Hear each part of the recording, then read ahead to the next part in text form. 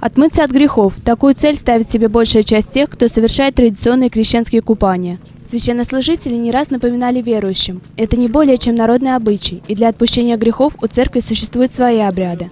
Но, тем не менее, трикратное окунание в Иордань продолжает в народе считаться очистительным обрядом, хотя бы потому, что напоминает о крещении Христа.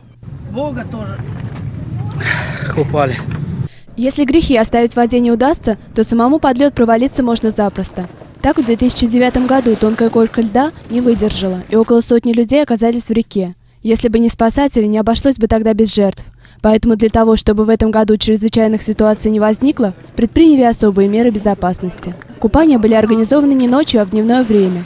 Официальным местом для совершения обряда была признана всего лишь одна купель у речного вокзала, где лед, по мнению спасателей, достаточно окреп. На берегу установили палатки, в которых можно было переодеться. Там же грелись после погружения в холодную воду. Особую потребность в тепле ощущали в большинстве своем те, кто окунался в крещенскую купель впервые. Те же, кто практикует подобные купания не первый год, уверяли: с такой закалкой никакой мороз не страшен. Окунание в Иордань приносит заряд здоровья на год вперед.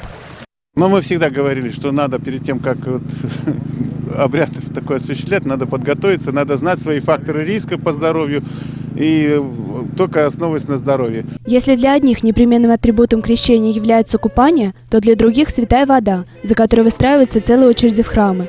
Одной из особенностей святой воды является ее способность передавать благодатные свойства обычной, неосвященной. Даже нескольких ее капель, по словам священников, будет достаточно. И нет никакой необходимости нести из храма целые канистры. Но такой у россиян менталитет. Нужно все и очень много. Беру, дочки беру, всем. все домочадцы будут и пить, и умываться. И соседям там тоже, может, соседям, если кто. Такую воду хранят в течение года. Но, по словам верующих, она может не портиться и в течение куда более длительного времени. Ну а рецептов применения у народа множество. Святую воду, конечно же, пьют, считая целебной. Некоторые исключительно во время болезни, другие же ежедневно. Ею окропляют жилище, приписывая свойства изгонять нечистую силу. До утра по чуть-чуть. Голову побрызгать немножко. Ну, чтобы не было злых духов. Употребление святой воды в качестве волшебной пищевой добавки служители церкви не одобряют.